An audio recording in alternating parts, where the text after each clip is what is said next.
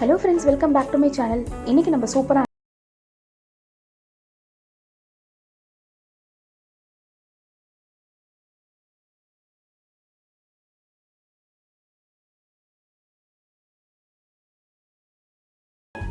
யங்ஸ்டர்ஸ்க்கு பார்த்தீங்கன்னா பிம்பிள்ஸ்ன்றது காமன் ஆகிடுச்சு. அந்த பிம்பிள்ஸை கிளியர் பண்ணுறதுக்கு வேப்ப இலை இருக்கு இல்லையா, அந்த வேப்ப இலையை பொடி பண்ணி வச்சுக்கிட்டு அந்த பொடியை வந்து ஃபேஸ் மாஸ்க் மாதிரி நார்மல் வாட்டரை இது பண்ணி மாஸ்க் மாதிரி பண்ணி ஃபேஸில் அப்ளை பண்ணி வாஷ் பண்ணோம்னா, அடிக்கடி இதை செஞ்சுட்டு வந்தோம்னா பிம்பிள்ஸ் எல்லாமே கிளியர் ஆகிடுங்க. கண்டிப்பாக ட்ரை பண்ணி பாருங்கள். இப்போ வாங்க நம்ம ரெசிபிக்கு போகலாம். இந்த அவல் உப்புமா வந்து ரொம்ப ரொம்ப டேஸ்ட்டாக இருக்குங்க.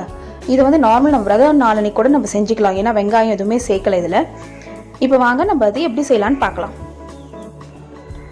இதுக்கு வந்து நான் நல்லா 2 கப் அளவுக்கு வந்து அவலை எடுத்திருக்கேன். உங்களுக்கு திக்க அவல் இருந்ததுன்னா இன்னும் நல்லா இருக்குங்க, ரொம்ப பொடி பொடியாக வரும். இது வந்து தின்ன அவல் தான் எடுத்திருக்கேன் நான். இதுக்கு வந்து நான் ஒரு எலுமிச்சை மழை சைஸில் வந்து புளியை வந்து நான் ஊற வச்சுருக்கேன். ஆல்ரெடி ஒரு அரை மணி நேரமாக ஊற வச்சுருக்கேன்.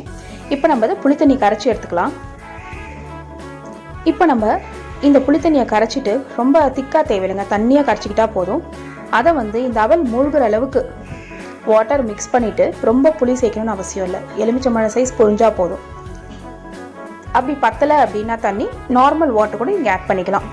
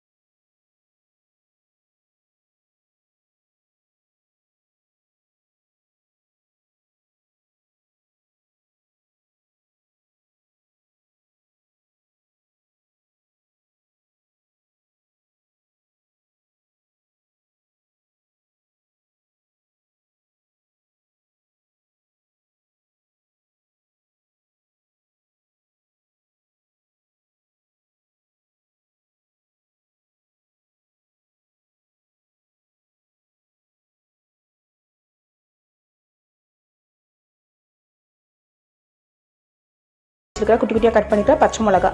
இதுக்கு நம்ம மிளகா பொடி சேர்க்க மாட்டோம் அப்படின்றதுனால மிளகா தான் வந்து காரத்துக்கு, உங்கள் காரத்துக்கு தகுந்த மாதிரி நீங்கள் சேர்த்துக்கோங்க.